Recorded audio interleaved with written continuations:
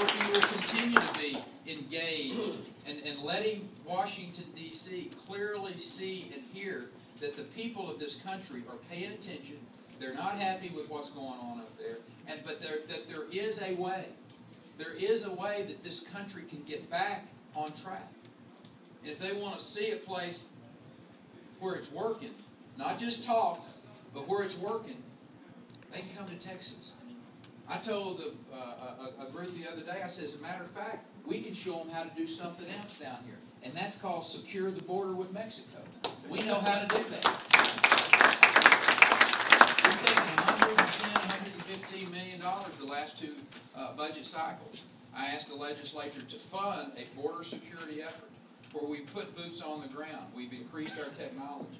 And it's worked. Crime along that border where we've surged into those areas down 65%. But the fact is, it just frustrates me to no end that the federal government has been such abject failure at doing their job. I mean, the Constitution clearly says that the defense of our country is the federal government's responsibility. You know, stand an army, secure the borders, and deliver the mail.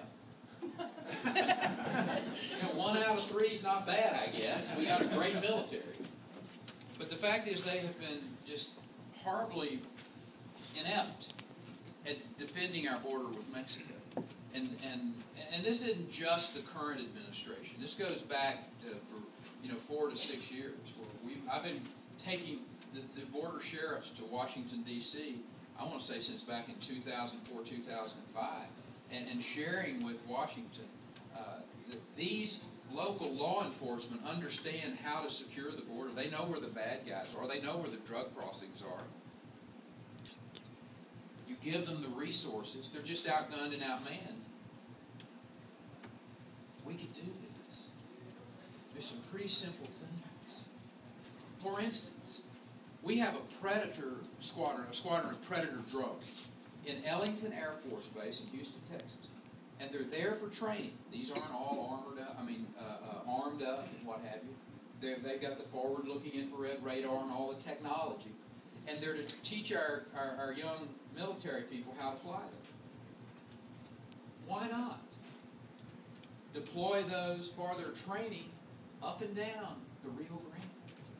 Let them fly from Brownsville to El Paso and hang a left and go to Tijuana and patrol and have that information flowing back to a place where it can be interrogated, and we could use that to find out and see what's going on along the border, particularly in those very wide open places.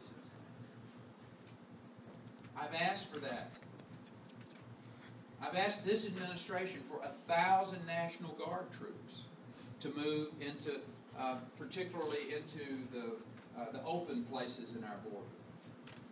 When I talk about the open places, I'm talking about the vast areas of outside of the metropolitan areas. They're in